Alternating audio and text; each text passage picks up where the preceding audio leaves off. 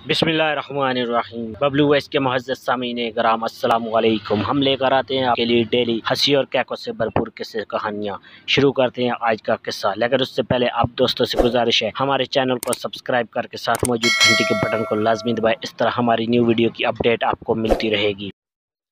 बीवी को शादी के चंद साल बाद ख्याल आया कि अगर वो अपने शोहर को छोड़ के चली जाए तो शोहर कैसा महसूस करेगा।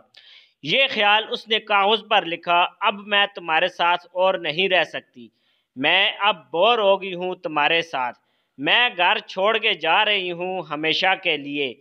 इस कागज़ को उसने मेज़ पर रखा और जब शोहर के आने का टाइम हुआ तो उसके रद्द अमल देखने के लिए बिस्तर के नीचे छुप गई।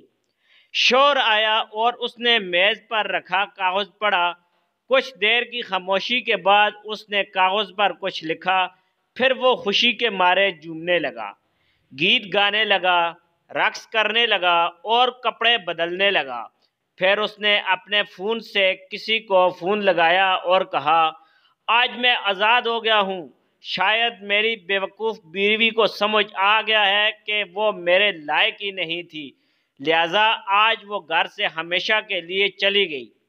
इसलिए अब मैं आज़ाद हूँ और तुमसे मिलने के लिए आ रहा हूँ। कपड़े बदल कर तुम भी तैयार होके मेरे घर के सामने वाले पार्क में अभी आ जाओ। शोहर बाहर निकल गया। आंसू भरी आंखों से बीवी बिस्तर के नीचे से निकली और कांपते हुए हाथों से कागज पर लिखी लाइन पढ़ी, जिस पर लिखा था, बेड के नीचे से पाँव दिखाई दे रहे हैं, बाउली पार्क के करीब वाली दुकान से ब्रेड लेके आ रहा हूँ, तब तक चाय बना लेना। मेरी जिंदगी में खुशियाँ तेरे आने से है, आधी तुझे सताने से है, आधी तुझे मनाने से है।